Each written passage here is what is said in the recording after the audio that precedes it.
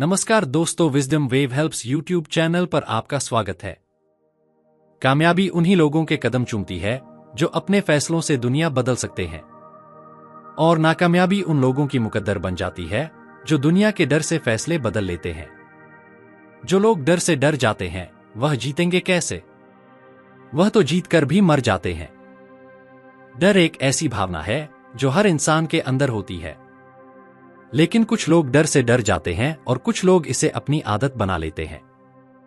नाकामयाब इंसान डर के कारण पीछे हट जाता है और कामयाब इंसान उसी डर को अपनी ताकत बना लेता है। एक छात्र अपनी परीक्षा को लेकर डरा हुआ रहता है कि कहीं मैं फेल हो गया तो मेरा पूरा साल बर्बाद हो जाएगा। एक प्रेमी अपनी प्रेमिका को खोने से डरता है। एक व्यापारी अपने व्यापार में नुकसान होने से डरता है। किसी को लक्ष्य न प्राप्त होने का डर रहता है, तो किसी को अपने भविष्य को लेकर डर है कि कहीं उसका भविष्य बर्बाद हो गया तो फिर उसका भविष्य कैसा होगा। सबको किसी न किसी बात का डर हमेशा लगा रहता है, लेकिन गौतम बुद्ध ने कहा है कि यह जो तुम्हारा डर है यही तुम्हारे नाकामयाबी की सबसे बड़ी वजह है। यही वह डर है जो आपको आगे बढ़ने से रोक रहा है। यही वह डर है जिसके वजह से आप चाहकर भी कुछ नहीं कर पा रहे हैं। याद रखना कि जब तक आपके जीवन में डर रहेगा तब तक आप अपने जीवन में कुछ भी बड़ा नहीं कर पाएंगे। आप अपनी जिंदगी को ठीक से जी भी नहीं पाएंगे। डर आपको डराता ही रहेगा जो कायर होता है। खुद को इतना मजबूत बनाओ कि डर को आपसे खुद डरना पड़े। इंसान पहली सांस से लेकर आखिरी सांस तक डरता ही रहता है। यह डर वही है जो आपके रिजल्ट को खराब कर देता है। यह डर वही है जो आपके आत्मविश्वास को कम कर देता है।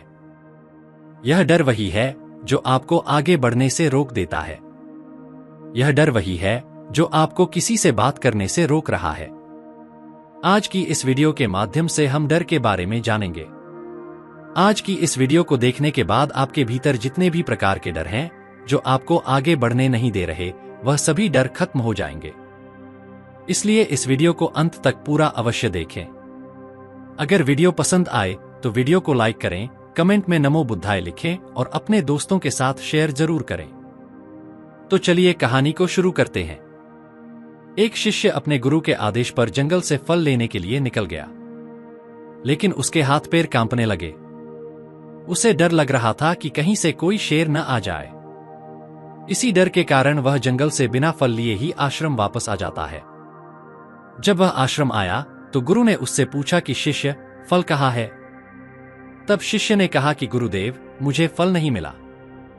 तब गुरु ने शिष्य की स्थिति का अंदाजा लगाया कि यह भय के कारण से वापस आ गया है। तब गुरु ने उस शिष्य को पास के ही गांव से भिक्षा लेने के लिए भेजा।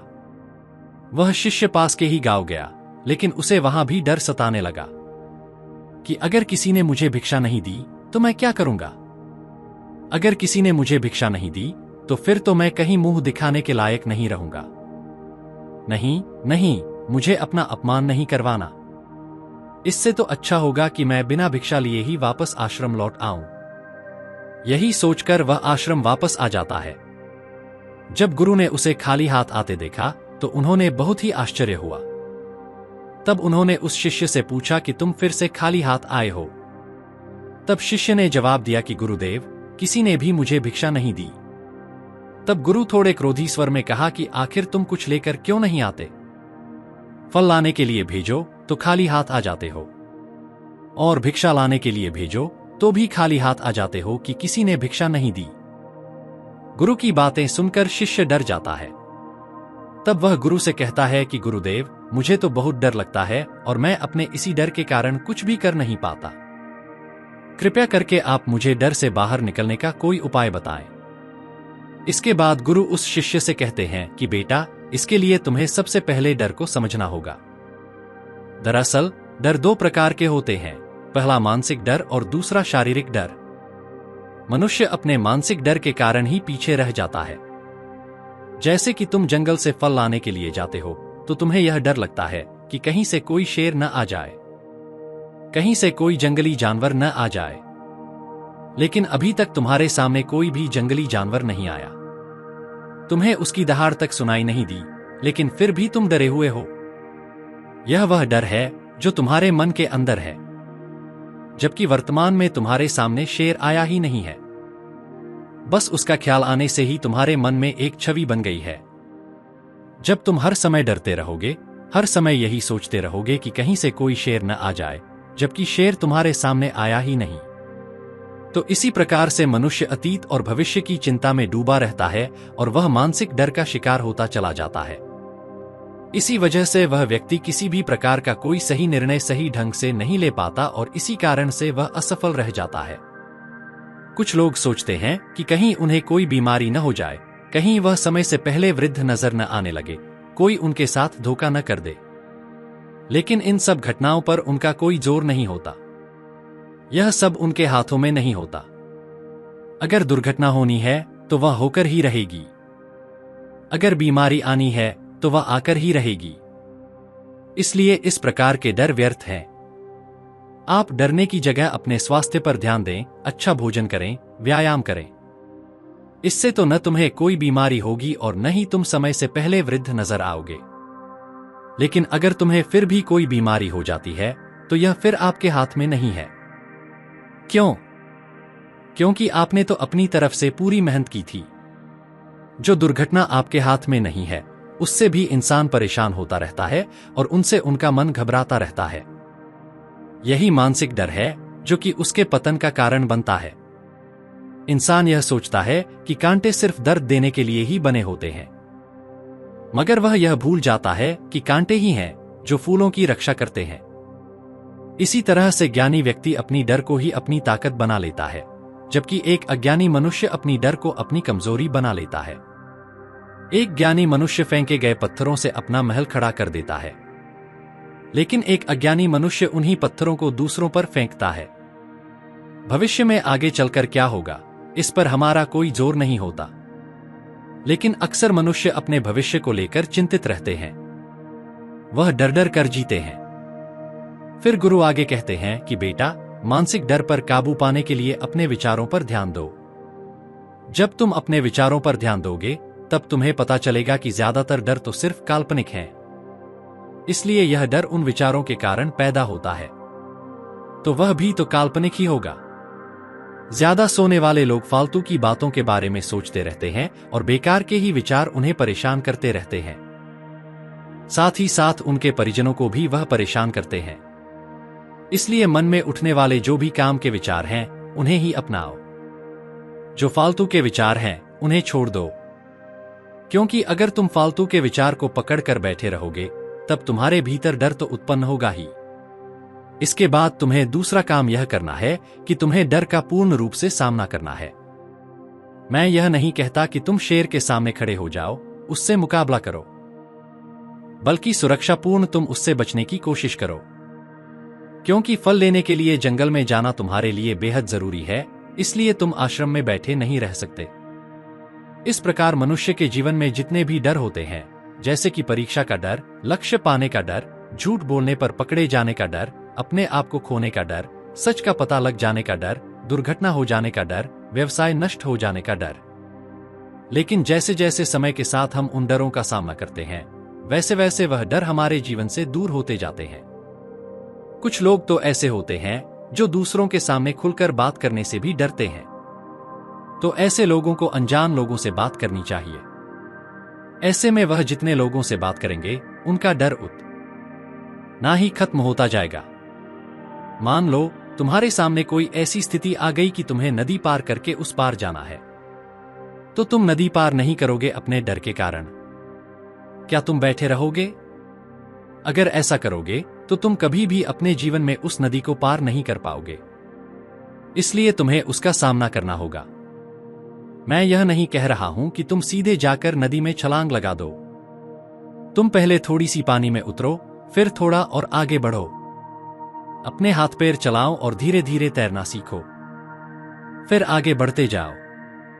अगर तुम नदी की गहराई देखकर डर जाओगे तो तुम कभी भी नदी को पार नहीं कर पाओगे। लेकिन जब तुम नदी की गहराई में उतर पाओगे तो तुम्हारा पूरा डर अपने आप ही खत्म हो जाएगा। ऐसे में हमारे सामने बहुत सारी परिस्थितियां आती हैं जिन्हें देखकर हमें बहुत ज्यादा डर लगता है।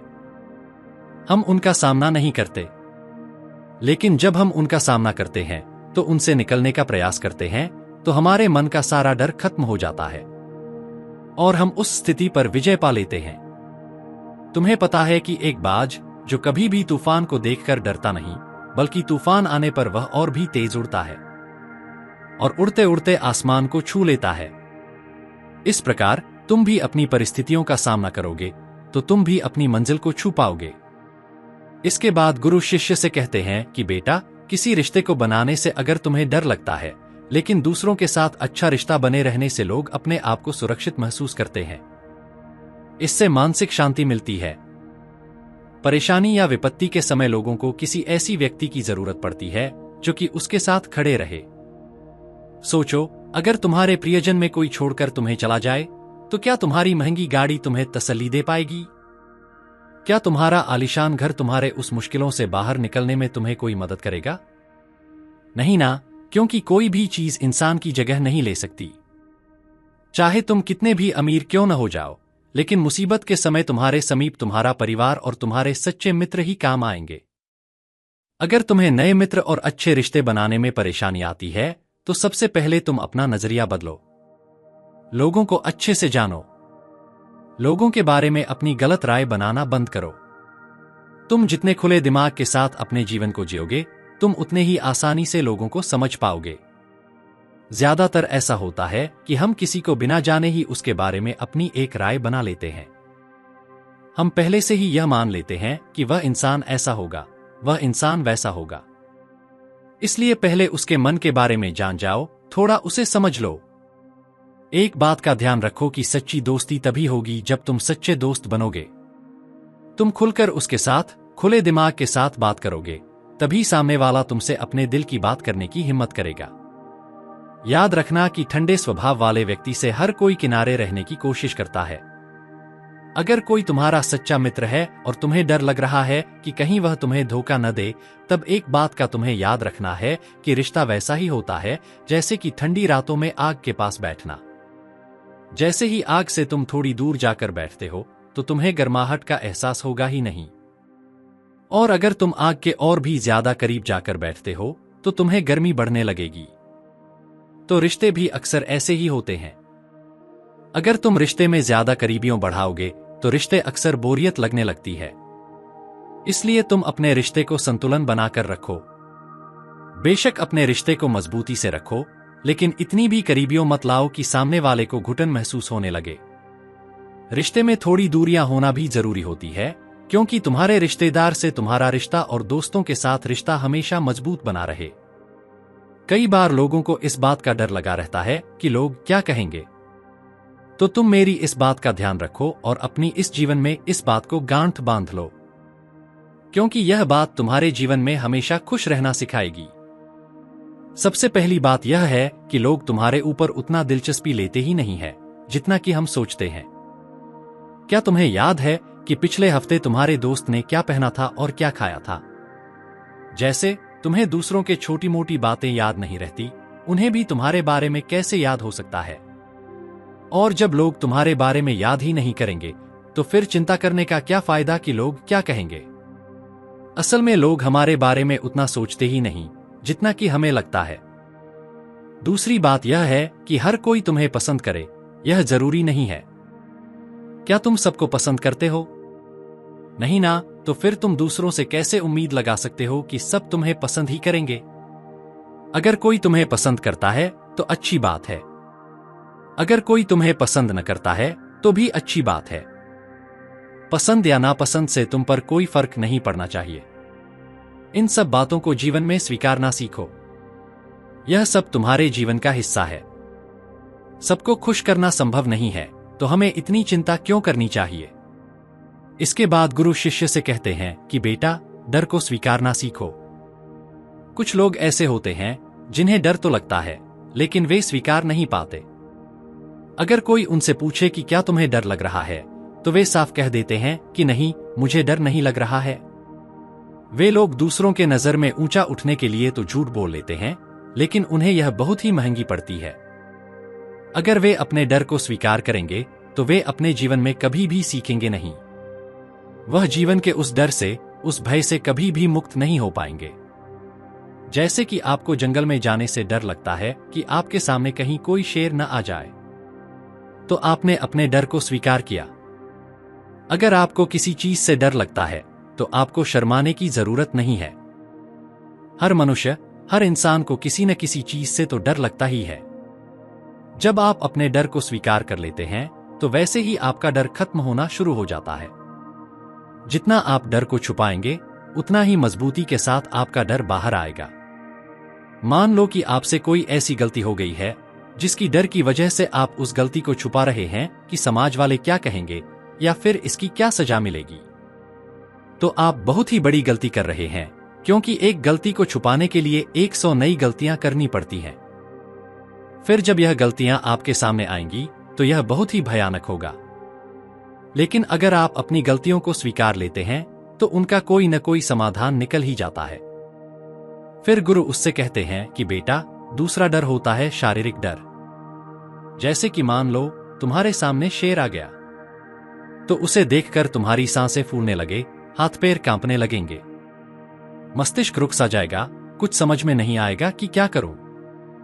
लेकिन उस समय अपने ऊपर संयम रखना है। किसी भी मनुष्य के साथ ऐसी घटना होती है तो उसे सबसे पहले उसका संयम ही उससे दूर भागता है। उसका संयम उसका साथ छोड़ने लगता है, उसका मस्तिष्क काम करना बंद कर देता है और इसी वजह से सोचने समझने की प्रक्रिया से वह दूर हो जाता है। क्योंकि हमारा शरीर इसी प्रकार से कार्यों को निर्दिष्ट करता है जिस प्रकार का हमारा मस्तिष्क उसे निर्देश देता है। अगर मस्तिष्क में सोचने समझने की शक्ति ही बंद कर दी तो हमारा शरीर शिथिल हो जाएगा। यदि कठिन समय में मनुष्य अपने ऊपर संयम रखता है तो उसका मस्तिष्क सही तरीके से काम करता है और सही निर्णय लेकर उस स्थिति से बाहर निकाल देता है। इसलिए सबसे पहले अपने ऊपर विश्वास रखो और उसके बाद प्लानिंग करके फिर निर्णय करो कि क्या करना है। तो दोस्तों, कैसी लगी यह कहानी आपको? कमेंट सेक्शन में जरूर बताएं और अच्छी लगी तो इस चैनल को सब्सक्राइब जरूर कर लें। तो चलिए मिलते हैं अगले कहानी में। तब तक के लिए अपना ख्याल रखें।